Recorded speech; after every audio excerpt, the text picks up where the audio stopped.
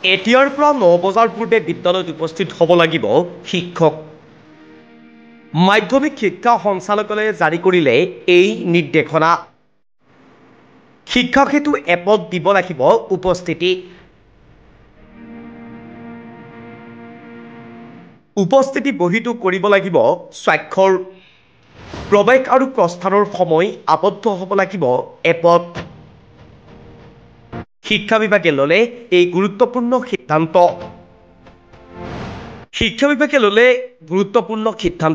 শিক্ষকসকলে এতিয়াৰে পৰা ৯ বজাৰ পূৰ্বে বিদ্যালয়ত উপস্থিত হ'ব লাগিব। মাধ্যমিক শিক্ষা সঞ্চালকালয়ে জাৰি কৰিছে এই গুৰুত্বপূৰ্ণ নিৰ্দেশনা। এই নিৰ্দেশনা অনুসৰি প্ৰতিগৰাকী শিক্ষকে ৯ বজাৰ পূৰ্বেই বিদ্যালয়ত উপস্থিত হ'ব লাগিব আৰু শিক্ষা সেতু এপত উপস্থিতিৰ প্ৰমাণ দিব লাগিব। কেৱল এয়াই নহয়, বিদ্যালয়ত থকা উপস্থিতিৰ বহীটো স্বাক্ষৰ কৰিব লাগিব ৯ বজাৰ পূৰ্বেই। প্ৰৱেশ প্ৰস্থান সকলো আবদ্ধ হ'ব লাগিব এই স্বাক্ষৰ বহীৰ লগতে শিক্ষা সেতু এপত।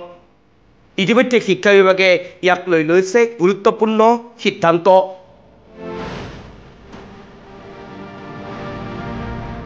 সাধাৰণতে কেতিয়াবা শিক্ষকসকলে সময়তকৈ দেৰিকৈ উপস্থিত হোৱাও পৰিলক্ষিত হয়। এনেধৰণৰ ঘটনা কেইবাবাৰো বাতৰি পৰিৱেশনো হৈছিল। সময়তকৈ কিছু পলমকৈ উপস্থিত হয় শিক্ষক। তাৰ পিছত বিভিন্ন ধৰণৰ অজুহাত প্ৰদান কৰে শিক্ষকসকলে। আৰু এনেধৰণৰ কিছু ঘটনা পৰিঘটনাৰ বাবেই শিক্ষা বিভাগে ল'লে শিক্ষকসকলক লৈ এই গুৰুত্বপূৰ্ণ সিদ্ধান্ত। এতিয়াৰ পৰা ৯ বজাৰ পূৰ্বেই বিদ্যালয়ত উপস্থিত হ'ব লাগিব, সময় অনুসৰিয়ে বিদ্যালয় এৰিব লাগিব। সকলো ৰেকৰ্ড হৈ থাকিব শিক্ষা সেতু এপত, ৰেকৰ্ড হৈ থাকিব স্বাক্ষৰ বহীত। নিউজ ডেস্ক, প্ৰতিদিন লাইভ।